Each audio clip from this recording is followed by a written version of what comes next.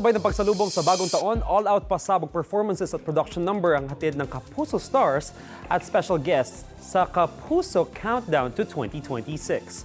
Ang ilan sa mga nakisayang fans nanggaling pa sa probinsya. May unang balita si EJ Gomez. Nagliwanag ang kalangitan sa pagsabog ng fireworks display sa engranding Kapuso Countdown to 2026 sa Pasay City. Ilang segundo bago ang taong 2026, ganito ang eksena. Feel na feel ang good vibes dito sa SM Mall of Asia at pasabog ang mga performances ng Sparkle artists. 5, 4, 3, 2, 1.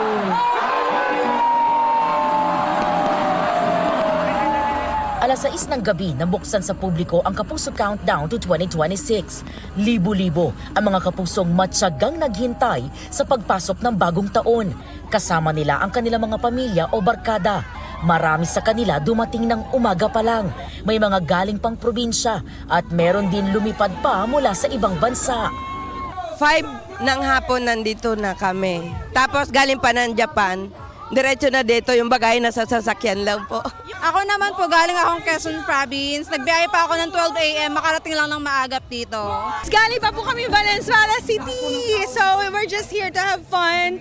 And we're looking forward for our PBB housemates like Mika Salamanca, then Kapuso Star, like Raver Cruz and Jolie San Jose. Bali 12 p.m. pa po kami dito kanina pa po. And then ang inaabangan namin that supposedly dapat dito is yung ahof. And then yung fireworks din po. Galing pa po ako sa Mandaluyong. Kaninang umaga pa po ako. May dala po akong tarot at pang New Year po.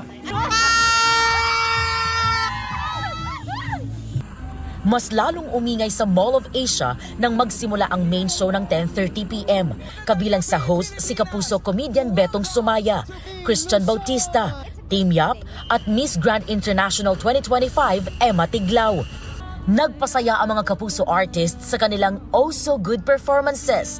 Kabilang dyan sina Julian San Jose, Raver Cruz at ilang PBB batchmates gaya nina Will Ashley, Vince Maristela, Charlie Fleming at AZ Martinez. Inabangan din sa countdown ang performance ng K-pop group na all-time Hall of Famer o AHOF.